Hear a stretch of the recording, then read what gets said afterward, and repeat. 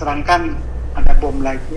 Ya, sedangkan WNI yang lainnya itu kanan bom, hujan bom, siapa yang menjamin? Yang ketiga, pintu perlintasan itu sudah dibom dan belum aktif. Jadi untuk sementara demi keselamatan kami mau tidak mau harus tetap berada di dalam rumah, dan ini kami pun tidak bisa berbuat apa-apa.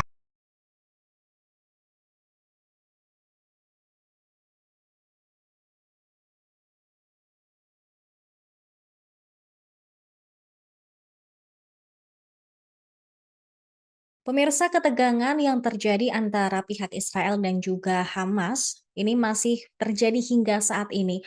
Bahkan dikabarkan hingga pada Rabu malam tadi waktu setempat sebanyak lebih dari 1.200 warga dari pihak Israel meninggal dunia. Begitupun sekitar 1.000 lebih warga di Palestina juga tewas akibat serangan di kedua belah pihak ini.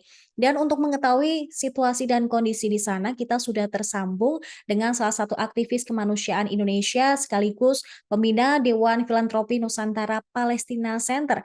Ada Bang Abdillah Onim dan saat ini kami tidak bisa tersambung secara virtual dengan Bang Onim maupun secara Zoom karena memang kondisi di sana di jalur Gaza saat ini sedang tidak stabil dan demi keamanan kami hanya bisa berkontak dengan Bang Onim melalui saluran telepon saja. Baik, Bang Onim. Ya, selamat pagi. Waalaikumsalam. Terima kasih Bang untuk waktunya bisa berbincang dengan kami dan mengenai situasi di sana Bang. Bagaimana situasi di Gaza saat ini setelah beberapa hari perang tersebut pecah? Iya, perkenalkan nama saya Abdillah Onim, akrab disapa Bang Onim. Saya aktivis kemanusiaan dan pembina Lembaga Filantropi Nusantara Palestina Center (FPC). Agresi peperangan antara kedua belah pihak terjadi pada tanggal 7 Oktober tahun 2023 dan sampai dengan hari ini sudah berlangsung selama 6 hari.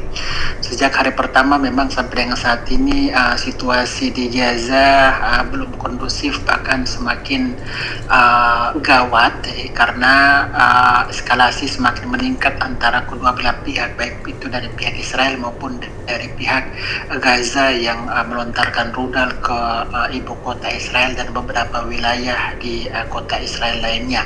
Sampai dengan saat ini memang korban berjatuhan dari informasi yang saya dapatkan dari Kementerian Kesehatan di Gaza City, hari pertama sampai dengan hari ke-6 update terkini warga Gaza yang meninggal dunia itu 1.100 orang lebih, dan yang cedera 5.339 orang lebih. Sampai dengan saat ini situasi di Gaza dilanda krisis parah, yang mana gelap gulita karena tidak ada electricity alias penerang listrik karena sudah diputuskan oleh pihak Israel. Selain dari gelap gulita karena tidak ada penerang, juga tidak ada air minum, krisis, tidak ada makanan, krisis, dan juga obat-obatan.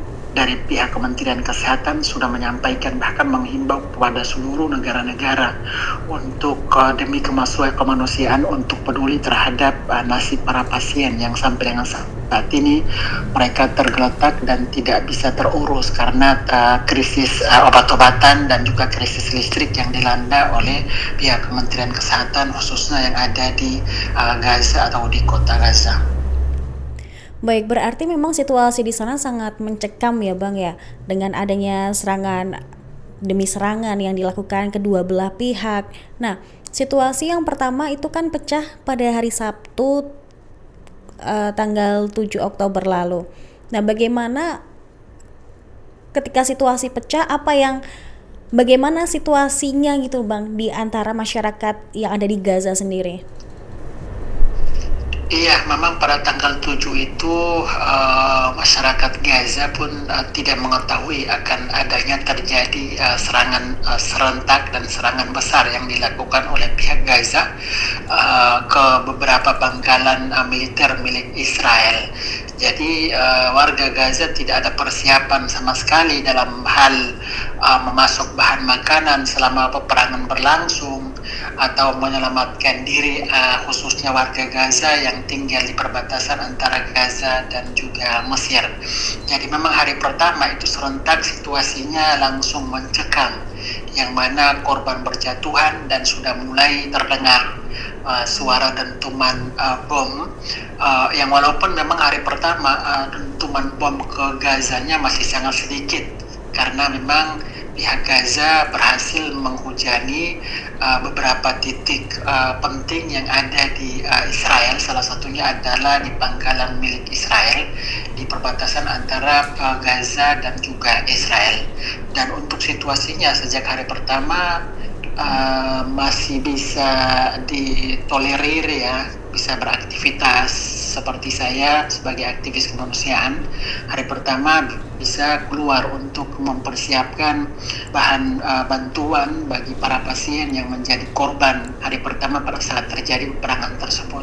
Nah, untuk hari kedua sudah mulai tidak bisa beraktivitas karena sudah ada serangan balasan dari pihak Israel, yaitu melakukan menghujani kota Gaza yang secara besar-besaran, yang memang tidak diprediksi sama sekali. Bahkan saya sendiri yang sudah menetap di Gaza lebih dari 12 tahun sejak tahun 2009, ini pengalaman pertama saya melihat peperangan terbesar yang belum pernah saya lihat di negara-negara lain, baik itu di Suriah, di Afghanistan, ataupun di Lebanon, ataupun di negara lainnya. Ini pertama kali sejarah mencatat bahwa peperangan besar terjadi dan serang berlangsung di wilayah Gaza yang mana berhadapan langsung dengan pihak Israel. Tentunya peperangan ini dari informasi yang saya dapatkan juga didukung langsung oleh pihak militer Amerika Serikat yang sudah berhasil memasok amunisi canggih mereka untuk mendukung pihak Israel dalam rangka melakukan serangan balik secara besar-besaran ke wilayah jalur Gaza. Akan tetapi dari pantauan saya di lapangan dan melihat langsung bagaimana banyaknya korban, sangat disayangkan yang menjadi korban di Gaza sendiri itu dari 1.160%-nya itu adalah lansia, anak-anak, dan juga perempuan. Jadi memang untuk saat ini sampai dengan detik ini itu serangan sudah mulai random alias serangan acak, yang mana tidak bisa diprediksi lagi rudal Israel itu sasarannya ke siapa dan ke lokasi mana. Dan sampai dengan saat ini memang serangannya acak, dan seluruh wilayah jalur Gaza, baik itu Gaza Utara, kota Gaza di tempat saya, di Gaza Tengah, dan juga di Gaza bagian selatan, semuanya diratakan yaitu dihujani rudal dan bom. Dari tadi malam sampai dengan saat ini pun kami belum bisa istirahat atau tidur karena di luar sana dentuman bom. Bahkan tadi malam itu ada salah satu rumah warga Gaza yang jaraknya itu tidak jauh dari kediaman Bang Onim, sekitar berapa meter ya, sekitar 70 meter dari kediaman Bang Onim. Itu salah satu rumah warga Gaza dirudal oleh pihak Israel, tetapi alhamdulillah tidak ada yang korban seperti itu. Masyarakat lokal sempat bilang bahwa serangan yang terjadi ini membuat semua bangunan rata dengan tanah, terutama di jalur Gaza ini karena serangan balasan yang dilakukan oleh pihak Israel. Dan karena serangan tersebut yang masif, bangunan di sana tinggal puing-puing dan rata dengan tanah. Bahkan Israel sendiri kan sudah mengatakan bahwa mereka menghentikan aliran listrik ke jalur Gaza maupun juga suplai makanan dan juga obat-obatan ke sana. Nah, ini membuat kota Gaza, jalur Gaza ini seperti kota mati, kota hantu, begitu Bang? Iya, itu benar sekali.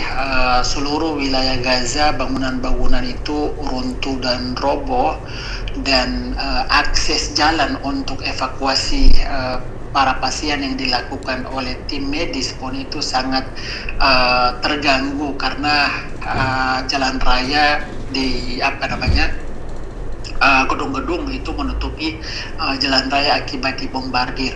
Jadi memang seperti yang disampaikan tadi, Gaza kota mati, malam gelap gulita, jaringan komunikasi dan internet memang tidak seperti sebelumnya karena semuanya dikuasai oleh pihak Israel. Jadi memang sampai dengan saat ini pergerakan warga Gaza itu sangat terbatas, yaitu dari dalam rumah hanya ke depan pintu rumah. Setelah itu masuk lagi, karena jika mereka keluar atau kami keluar dari rumah di depan jalan raya, maka akan dijadikan sasaran target rudal dari pihak Israel. Karena seperti yang saya katakan tadi, saat ini targetnya itu seluruh wilayah Gaza, alias siapapun yang ketangkap kamera drone dari pesawat milik Israel itu pasti dijadikan target. Kemarin pun memang dari Kementerian Kesehatan berduka cita karena ada 4 tim medis Bulan Sabit Merah Palestina itu sedang melakukan evakuasi terhadap korban. Tiba-tiba rudal dari Israel itu dijadikan target yang pada akhirnya meninggal dunia di lapangan, dan para pasien meninggal di situ, dan juga tim evakuasi dari Bulan Sabit Merah Palestina pun meninggal di tempat. Bang Onim, terkait dengan kondisi rumah sakit, di jalur Gaza, ada rumah sakit terbesar di sana yang kewalahan untuk menangani pasien-pasien yang menumpuk karena serangan Hamas dan Israel ini.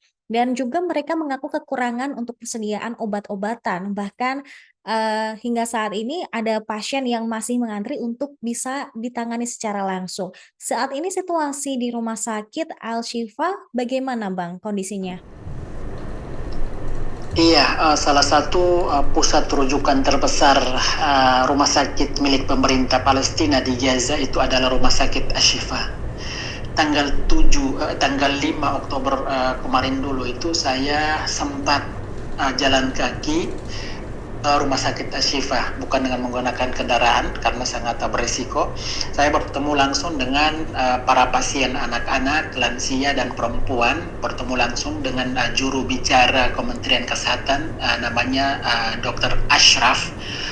Saya bertemu langsung dengan para pasien, yang mana saking membludaknya para pasien itu satu bangsal atau alias satu tempat tidur itu diisi oleh 2 pasien anak-anak. Ini pertanda bahwa membludaknya para pasien itu mereka tidak punya tempat sama sekali. Bahkan pasien yang mengalami luka ringan contohnya itu tidak langsung dibawa pulang, tetapi tinggal di situ dan tinggal di emperan Rumah Sakit Ashifa. Itu yang pertama. Yang kedua, karena kekurangan dari obat-obatan dan juga alat kesehatan. Dan yang kedua, itu para pasien serta warga yang berlindung di sekitar Rumah Sakit Ashifa itu mereka tidak punya makanan. Coba kita bayangkan dari hari pertama sampai dengan hari ke-6 peperangan berlangsung, itu para pasien dan warga yang ada di sana itu mengalami krisis makanan.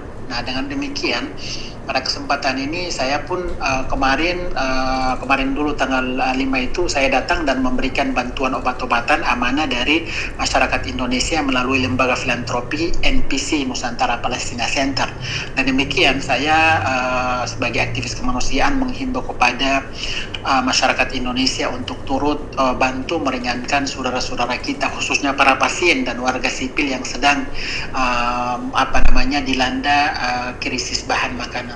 Baik, Bang Onim sendiri berarti beberapa hari yang lalu, ke Rumah Sakit Al-Shifa ya untuk memberikan bantuan obat-obatan? Tanggal 5 Oktober, ini kan Oh, tanggal berapa hari ini ya? Tanggal oke. 11 ya? Baik. Baik, maaf, tanggal 5 Oktober berarti itu sebelum serangan tersebut berlangsung antara Israel dan juga pihak Hamas sendiri? Bukan, mohon maaf, bukan tanggal 5 Oktober. Saya ke Rumah Sakit Ashifa itu kemarin dulu. Pada tanggal berapa ya? Kemarin dulu itu. 2 hari yang lalu, Itu Bang? kan iya, itu 2 hari yang lalu. 2 hari yang lalu, berarti bukan tanggal 5 dong ya? Iya, berarti sekitar tanggal 10 Oktober 2023. Iya benar, 2 hari yang lalu. Bang, Oke. mengenai kondisi rumah sakit, di Al-Shifa ini, beberapa petugas medis di sana kan mengatakan, sangat kewalahan dan ini kondisi darurat karena mereka tidak bisa menangani pasien secara maksimal karena banyaknya pasien atau membludaknya pasien yang datang, ditambah lagi, kurangnya stok obat-obatan, lalu juga suplai listrik yang diputus oleh pihak Israel. Bahkan ada sekitar puluhan orang atau puluhan pasien yang mengantri harus dioperasi, tetapi belum bisa ditangani oleh pihak rumah sakit ini. Nah, apakah ada langkah-langkah yang dilakukan secara khusus oleh pihak berwenang Palestina terkait hal tersebut, Nih. Bang?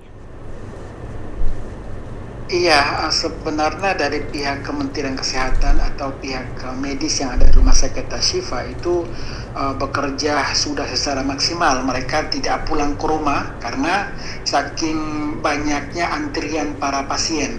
Nah, pihak Kementerian Kesehatan sudah menghimbau kepada negara tetangga yaitu negara Mesir agar supaya bisa membuka pintu perlintasan. Dengan dibukanya pintu perlintasan, tentunya para pasien itu bisa dirujuk ke rumah sakit yang ada di Mesir. Akan tetapi kendalanya sampai dengan saat ini pintu perlintasan alias Rafah border itu ditutup karena tidak diizinkan oleh pihak Israel. Nah, faktor inilah yang membuat Kementerian Kesehatan di Gaza itu kewalahan yang pada akhirnya bukan hanya menumpuk di di UGD, akan tetapi menumpuk pasien itu menumpuk antrian menunggu itu di pelataran atau di halaman rumah sakit Ashifa. Coba kita bayangkan bagaimana mereka harus menunggu berjam-jam sedangkan kaki tangan mereka sudah putus yang harus diamputasi atau melakukan tindakan karena mengalami mengalami cedera serius. Ini karena tim medis jumlahnya sangat terbatas dan juga obat-obatan pun krisis dan juga alat kesehatan pun terbatas karena jumlah pasien itu saking banyaknya dan membludak itu obat-obatan tidak bisa menyesuaikan dengan jumlah pasien tersebut. Dengan demikian, Kementerian Kesehatan pun menyampaikan mereka membutuhkan obat-obatan, dan saat ini di Rumah Sakit Ashifa itu pun gelap gulita karena tidak adanya penerang. Sebelumnya itu mereka punya penerang alias listrik itu pun ada pasokan dari Israel, sudah diputuskan. Dan saat ini mereka mengandalkan genset. Nah, genset itu bertahan paling berapa hari sih? Nah, genset itu sudah tidak beroperasi lagi sejak kemarin. Coba kita bayangkan, kalau genset itu tidak beroperasi, sedangkan alat kesehatan untuk melakukan operasi besar itu kan harus dengan menggunakan genset untuk menghidupkan alat kesehatan tersebut. Nah, itu tidak aktif sampai dengan saat ini. Dengan demikian, saat ini Kementerian Kesehatan mengatakan bahwa kondisi kesehatan di Gaza itu sedang mengalami krisis parah. Dengan demikian mereka menghimbau kepada pemerintah Mesir agar supaya segera membuka pintu perlintasan antara Gaza dengan Mesir. Oke, berarti saat ini pihak berwenang Palestina masih mencoba untuk, berkoordinasi ataupun meminta pihak-pihak negara tetangga untuk bisa memberikan bantuan dan bantuan medis di jalur Gaza ini. Dan Bang, kita kan seperti yang kita tahu bahwa puluhan warga negara Indonesia juga masih berada di Gaza, di Palestina ini. Apakah saat ini ada progres tentang proses evakuasi yang akan dilakukan pemerintah Indonesia?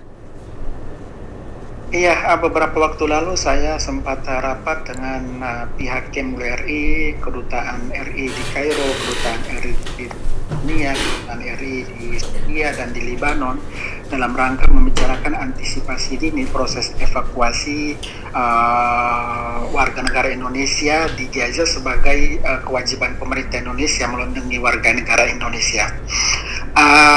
Jumlah warga negara Indonesia yang ada di Gaza itu ada 10 orang. Ada 10 orang dan yang bersedia untuk dievakuasi itu berapa orang? 4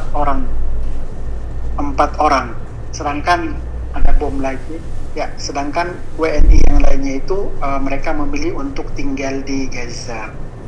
Nah, saya sendiri dan anak istri itu sudah sejak 3-4 hari lalu itu sudah berkoordinasi agar supaya bisa dievakuasi. kami sudah siap, tas kecil sudah siap, semuanya sudah siap, dokumen sudah siap. Akan tetapi kendalanya saat ini yang bisa mengevakuasi, yang terjamin keamanan dan keselamatan kami hanya Palang Merah Internasional. Kendalanya adalah kantor Palang Merah Internasional yang ada di Gaza alias ICRC itu belum beroperasi. Dengan demikian, kalaupun nanti mereka beroperasi, maka pihak Palang Merah Internasional tersebut harus menjemput kami, setelah itu langsung membawa kami ke pintu perbatasan. Karena kami tidak bisa keluar rumah dan hanya menunggu siapa yang akan menjemput kami untuk dibawa ke perbatasan antara Gaza dan juga Mesir. Itu yang pertama. Yang kedua, kendalanya adalah apakah pada saat evakuasi tersebut kiri kanan bom, hujan bom, yang menjamin itu siapa? Menjamin keamanan warga negara Indonesia pada saat evakuasi itu, yang menjamin itu siapa? Dan yang ketiga, kendala yang paling besar adalah kantor imigrasi antara Gaza dan Mesir itu dibom selama 2 hari, alias sampai dengan saat ini itu belum diefektif atau diaktifkan. Jadi sampai dengan saat ini, walaupun koordinasi saya dengan Kemlu kedutaan untuk proses evakuasi, itu ada beberapa kendala yang harus kami hadapi juga ke depannya seperti itu. Yang pertama tadi, siapa yang menjemput kami. Yang kedua, kiri kanan bom, hujan bom, siapa yang menjamin. Yang ketiga, pintu perlintasan itu sudah dibom dan belum aktif. Jadi untuk sementara demi keselamatan kami mau tidak mau harus tetap berada di dalam rumah, dan ini kami pun tidak bisa berbuat apa-apa, hanya bertawakal kepada Allah Subhanahu wa taala, dan dalam situasi krisis seperti ini ya kami tidak bisa berbuat apa-apa.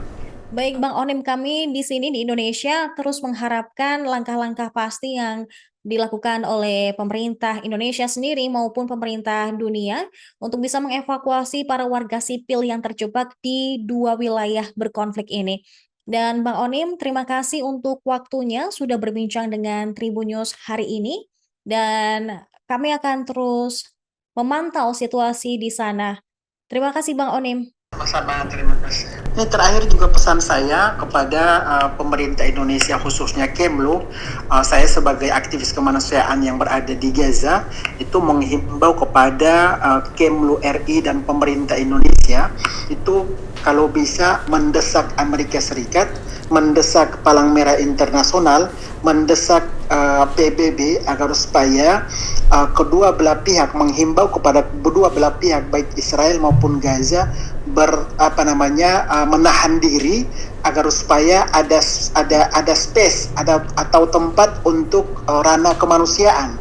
Yang mana kalau kita berbicara tentang ranah kemanusiaan, tentunya warga sipil di sana itu mereka ada yang masih di bawah reruntuhan rumah karena meninggal dunia dan luka-luka. Nah, kemanusiaan itu tugasnya adalah bagaimana caranya untuk melakukan atau menyelamatkan serta memberikan bantuan kepada para korban ini.